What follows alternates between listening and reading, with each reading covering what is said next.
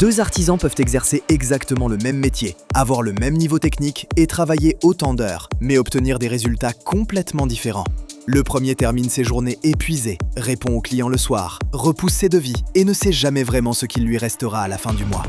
Le second travaille peut-être moins longtemps, mais il connaît ses priorités, maîtrise son planning et sait quel chantier lui rapporte réellement de l'argent.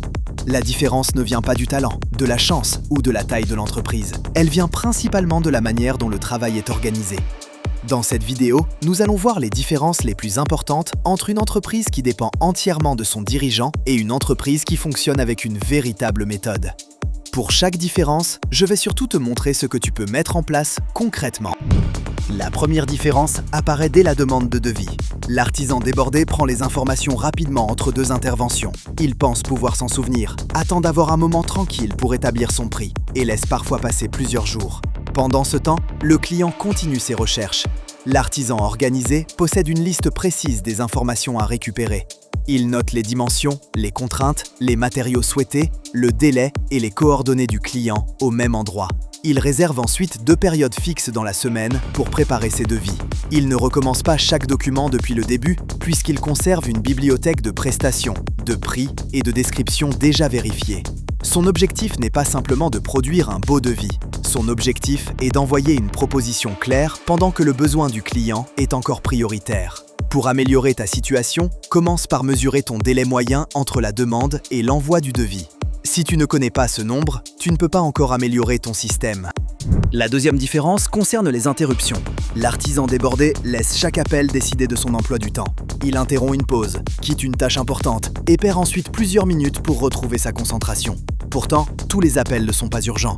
L'artisan organisé définit ce qui mérite une réponse immédiate.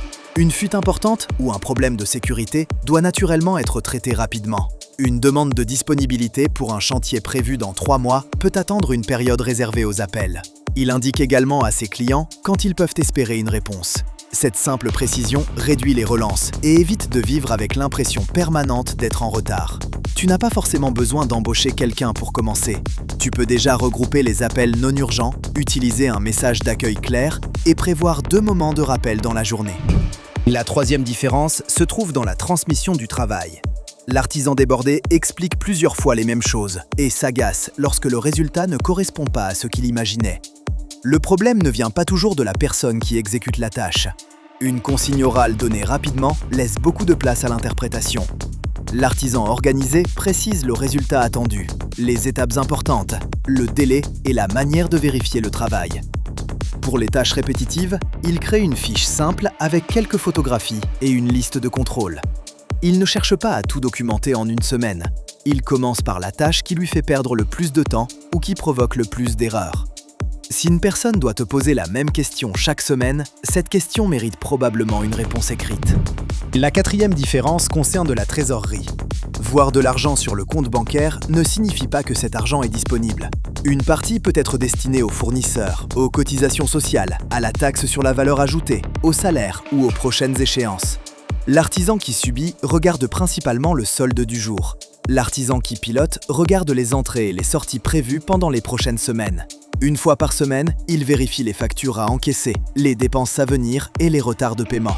Il demande un acompte lorsque le chantier nécessite un achat important et prévoit des factures intermédiaires lorsque les travaux s'étendent sur une longue période. Cette méthode ne demande pas une comptabilité compliquée. Un tableau contenant la date, le montant, la nature de l'opération et son état peut déjà révéler un problème avant qu'il devienne urgent. La cinquième différence se voit dans le planning.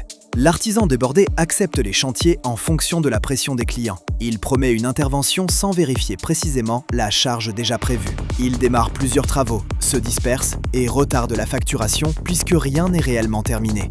L'artisan organisé connaît sa capacité disponible. Il tient compte du temps de déplacement, de la préparation, des imprévus et des finitions. Il ne remplit pas chaque heure de son planning, car un planning rempli à 100% devient faux au premier retard. Il conserve une marge de sécurité et limite le nombre de chantiers ouverts en même temps. Terminer un chantier permet de libérer une équipe, de facturer plus rapidement et de réduire la charge mentale. Commencer 5 chantiers donne l'impression d'avancer. En terminer 2 produit réellement du chiffre d'affaires. La sixième différence concerne les achats. L'artisan débordé découvre sur place qu'il manque une pièce, repart chez le fournisseur et immobilise parfois une autre personne pendant son absence. Une heure perdue ne représente pas seulement une heure de salaire. Elle retarde aussi le chantier suivant et repousse la facturation. L'artisan organisé prépare le chantier avant le départ. Il vérifie les plans, les quantités, l'outillage, les consommables et les conditions d'accès. Pour les travaux récurrents, il utilise une liste de contrôle. Pour les matériaux importants, il confirme la disponibilité suffisamment tôt. Une préparation de 15 minutes peut éviter plusieurs heures de déplacement et d'attente. Pendant une semaine, note chaque déplacement imprévu chez un fournisseur et sa cause. Tu découvriras rapidement les oublis qui reviennent le plus souvent. La septième différence est probablement la plus importante. L'artisan débordé construit ses prix en regardant ceux des concurrents ou en ajoutant une marge approximative au prix des matériaux. L'artisan organisé connaît le coût réel d'une heure vendue.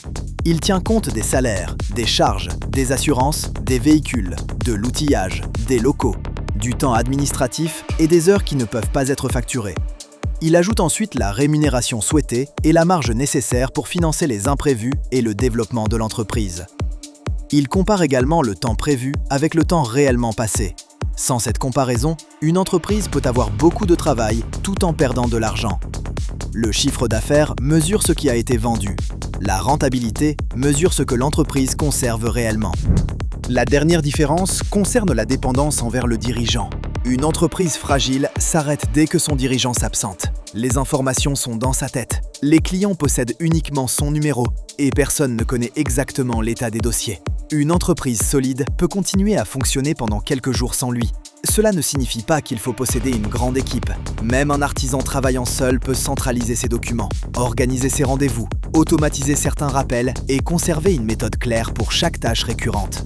Le véritable test consiste à imaginer une absence d'une semaine. Quelles activités seraient immédiatement bloquées et quelles informations seraient impossibles à retrouver? Les réponses indiquent les premiers systèmes à construire.